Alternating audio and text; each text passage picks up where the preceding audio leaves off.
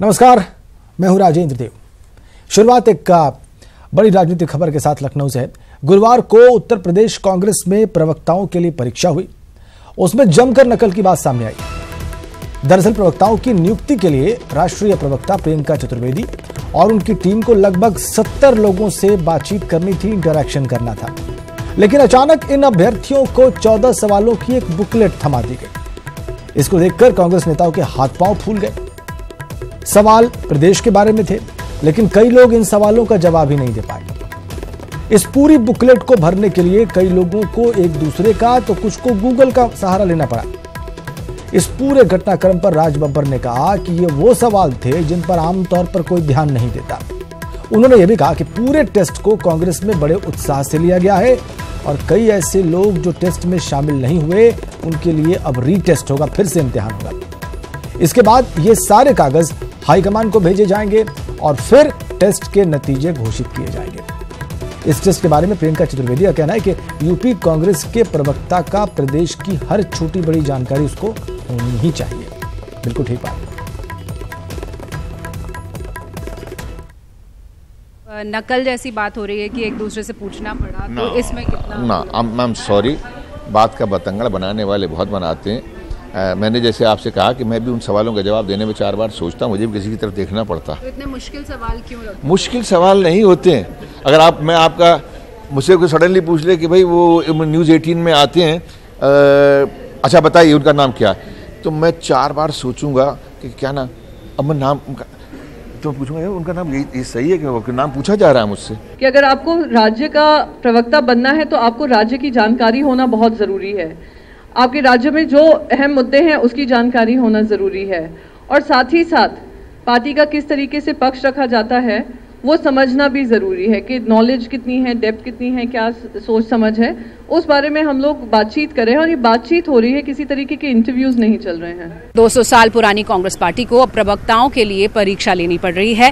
इस परीक्षा में 14 प्रश्न पूछे गए जो बिल्कुल मामूली से सवाल थे यूपी के बारे में, और कई लोग इसका जवाब नहीं दे पाए। और इस पूरे टेस्ट को लेकर गफलत मची है। कहा जा रहा है कि इसमें नकल भी की गई क्योंकि लोगों को सवालों के जवाब नहीं पता थे।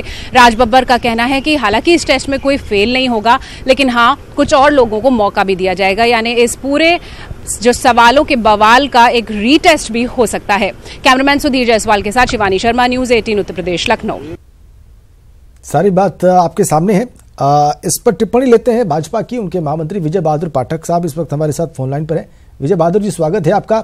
आपके शब्द क्या है इस खबर पर? पहले राजेंद्र जी, जो कुछ मैं शायद जो सुन पा रहा था उसमें शिवानी जी की रिपोर्ट है। जी जी, क्योंकि मैं रास्ते में हूँ तो मैं देख नहीं पा रहा हूँ। तो जो तथ्य है वो सारी बात तो शिवानी जी ने रखी, और जब उनके प्रवक्ताओं को सामान्य जानकारियां नहीं है तो कैसे आप ये उम्मीद करते हैं कि वो जवाब दे पाएंगे? ये वैसे तो ये इनका अंदरूनी मामला है, लेकिन राज बब्बर जी ने एक प्रयोग किया और उस प्रयोग में उनको जमीनी सच समझ में आया कि जो कितने लोकसभा हैं, कितनी विधानसभा हैं, क्या परिस्थितियां हैं, ये तक जानकारी नहीं है। और राजनीतिक दल में अब इंटरव्यू लेकर के, परीक्षा लेकर उसकी नियुक्ति होगी, तो आप समझ सकते हैं कि उत्तर प्रदेश में कांग्रेस के क्या हालात हैं। वो अपना घर ठीक करें। आप भी बार बार कांग्रेस के प्रवक्ताओं को जब सवाल पूछते हैं तो मूल सवाल बताने की बजाय वो भारतीय जनता पार्टी पर सवाल खड़ा करते हैं। तो आज तो उत्तर उनका है कि भाई अगर उनके खुद अध्यक्ष ने परीक्षा ली और परीक्षा में सामान्य जानकारियां उनके लोगों तक नहीं है, तो क्या स्थिति होगी? ये कांग्रेस की दुर्गति को बयां करने के लिए काफी है। अच्छा पाठक साहब, कहा जाता है कि बीजेपी के प्रवक्ताओं को बाकायदा प्रशिक्षण मिलता है प्रवक्ता बनने से पहले, और ये बहुत अच्छी बात है। Of the record, on the record हम लोग बीजेपी के प्रवक्ताओं को हमने धारा प्रवाह बोलते हुए देखा है विषयों पर, ठीक बात है। लेकिन अगर कांग्रेस पार्टी ऐसा कर रही है तो क्या इसको मतलब पॉजिटिव नजरिए से नहीं देखा जाना चाहिए कि वो एक टेस्ट ले रहे हैं, वो एक परीक्षा ले रहे हैं कि भाई आपको मालूम है कि नहीं मालूम है?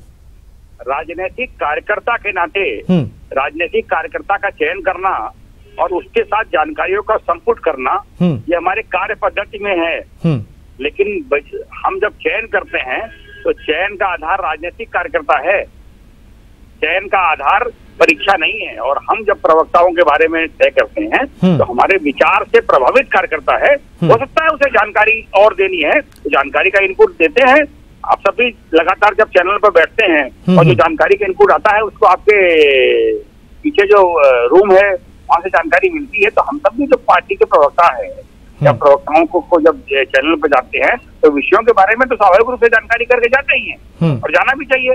लेकिन जो पर्चा लीक हुआ और जो स्थिति थी, जो बयां किया शिवानी जी ने, वो अपने आप में प्रकट करता है कांग्रेस कहाँ खड़ी है।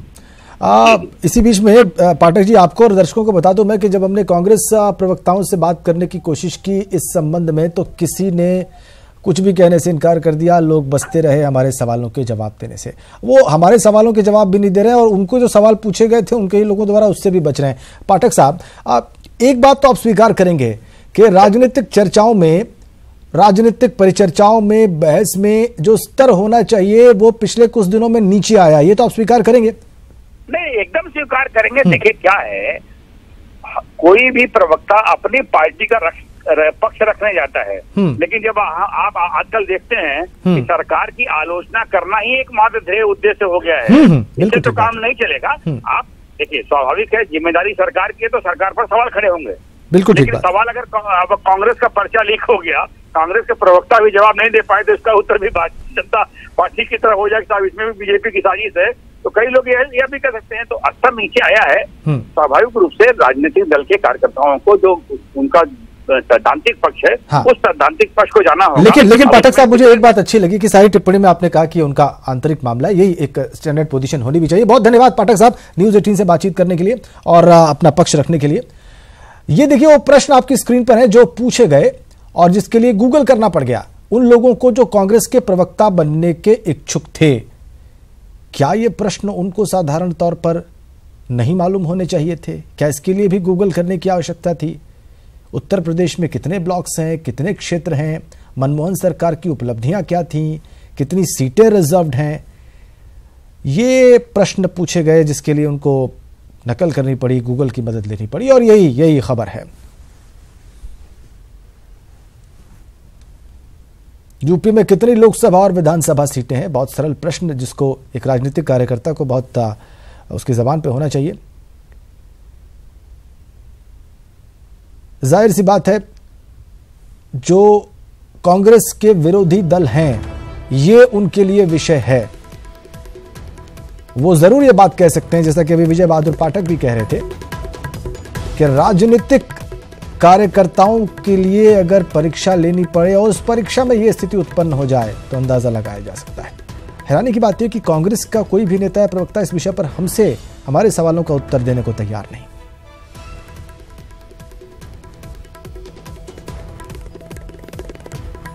प्रश्न जो उस बुकलेट में थे आपकी स्क्रीन पर है। 2004 और 2009 में कांग्रेस ने कितनी लोकसभा सीटें जीती? कांग्रेस का मत प्रतिशत क्या था 2014 और 2017 के चुनाव में, यानी कि लोकसभा और विधानसभा के चुनाव में? चलते हैं शिवानी के पास, हमारी सहयोगी इस वक्त सीधा कनेक्ट है, उन्होंने इस खबर को कवर किया। शिवानी, अभी आप राज बब्बर से बात कर रही थी और राज बब्बर कह रहे थे कि ये सवाल अगर आप मुझसे पूछ देंगी तो हो सकता है मुझे भी अगल बगल के लोगों से पूछना पड़ जाए। अब अगर प्रदेश के अध्यक्ष ऐसी बात कह रहे हैं तो जो नवागंतुक लोग हैं, जो न्यू एंट्रेंस हैं, जो अभी जिनको कुछ बनना है, उसे और जवाब की अपेक्षा क्या की जा सकती है? शिवानी, बिल्कुल ठीक कह रहे हैं राजेंद्र आप। दरअसल ये जो 14 सवाल हैं, उन्होंने एक नई बहस छेड़ दी है। एक नया सवाल जरूर उन्होंने खड़ा किया है कि आखिर कांग्रेस कहां जा रही है। यूपी कांग्रेस में अभी पिछले दिनों हमने देखा कि जो पुरानी कमेटी थी मीडिया की, उसको भंग कर दिया गया। नई कमेटी के गठन की एक कवायद थी जिसमें प्रियंका चतुर्वेदी, रोहन गुप्ता दिल्ली से आए थे और शायद यहाँ पे जो प्रवक्ता बनने के लिए आए थे लोग, लगभग 70 लोग ऐसे थे जो दावेदारी कर रहे थे। उन्होंने एक्सपेक्ट नहीं किया होगा, उन्होंने उम्मीद नहीं की होगी कि उनका एग्जाम हो जाएगा और शायद इसीलिए पूरी तैयारी के साथ नहीं आए।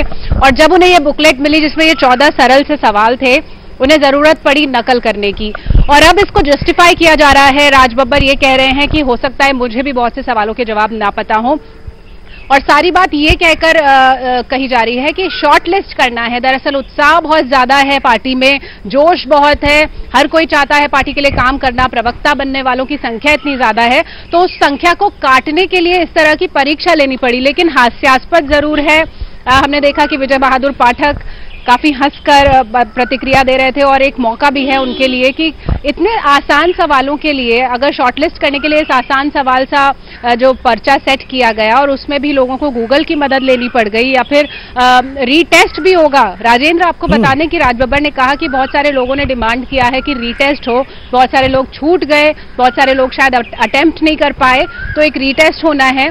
तो ये जो प्रवक्ता की परीक्षा थी एक बड़ा सवाल जरूर खड़ा कर रही है यूपी कांग्रेस की स्थिति पर। और कैसे प्रवक्ता हमें मिलेंगे ये भी बता दें कि जो 70 लोग थे उनमें से 12 लोगों का चुनाव होना है, तो अब किस आधार पर चुने जाएंगे ये भी जब मेरी बात हो रही थी राज बब्बर से, राजेंद्र, उन्होंने कहा कि किसी को फेल नहीं किया जाएगा। अगर फेल नहीं किया जाएगा तो क्या कारण था और क्या आधार रहेगा आपके चयन का, ये भी साफ करना होगा। लेकिन हाँ, एक मौका जरूर है, एक आईना जरूर दिखाया है इस पूरे प्रकरण ने कांग्रेस पार्टी को। बिल्कुल बिल्कुल बिल्कुल, बशर्ते वो ये जो आईने में प्रतिबिंब बना है शिवानी, उसको स्वीकार करें कि यही प्रतिबिंब बन रहा है और यही सच्चाई है। बहुत धन्यवाद आपका शिवानी, आपने विस्तार से बताया कि सारा विषय क्या था और वास्तविकता क्या है इस टेस्ट की, कथित टेस्ट की।